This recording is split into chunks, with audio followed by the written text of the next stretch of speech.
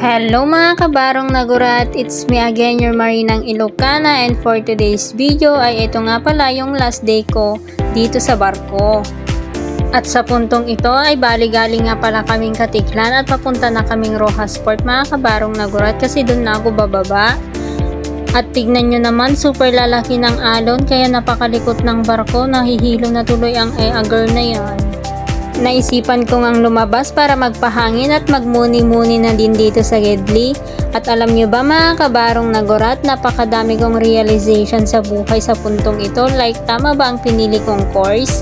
At after 5 hours naming biyahe mga kabarong nagurat ay nagsilabasan na ang mga kadete at padikit na rin ang barko sa pantalan. At tignan nyo naman ang mga kadete, super busy nila and proud na naman ako sa bebe ko kasi naka-duty na naman siya dyan. At nung makadikit na nga sa port ang barko mga kabarong nagurat ay bumaba na nga rin kami at hinatid ako ng labidabs ko at patuloy ko na nga rin nilisanin ang barko. And thank you so much Starlight Eagle for making my vacation memorable and super happy. Eto nga at naglalakad na kami palabas ng port mga kabarong nagurat at ihatid ako ng labidabs ko sa sakayan. At sa puntong ito hindi ko nga maiwasan malungkot kasi LDR na naman ang mga person. Eto nga at nakasakay na ako ng tricycle papunta sa terminal mga kabarong nagurat. At finally nakasakay na din ako ng van mga kabarong nagurat papunta ng Calapan Port. At after 3 hours mahigit na biyahe mga kabarong nagurat, narating ko na rin ang Calapan Port.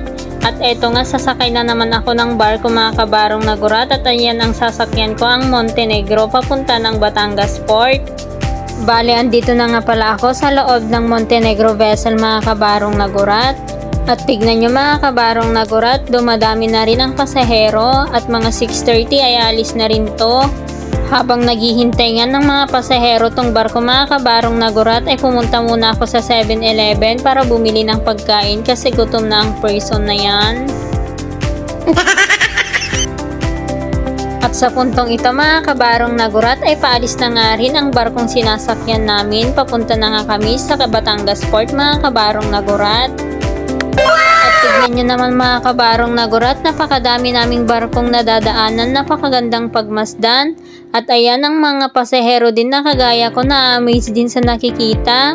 At sa puntong ito mga kabarong nagurat ay andito na nga kami sa Batangas Port. Bale, nag-standby nga muna kami ng mga 10 minutes dito mga kabarong nagurat kasi walang available na rampahan. At look, tignan nyo naman ang nasa tabi namin, ang Starlight Ferry si Stella Del Mar. Wow! At sumakay na nga ako ng series bus papuntang Turbina kasi dediretso muna ako kila tita ko sa Laguna. And that's all for today's video. Thank you for watching. Nalpasen!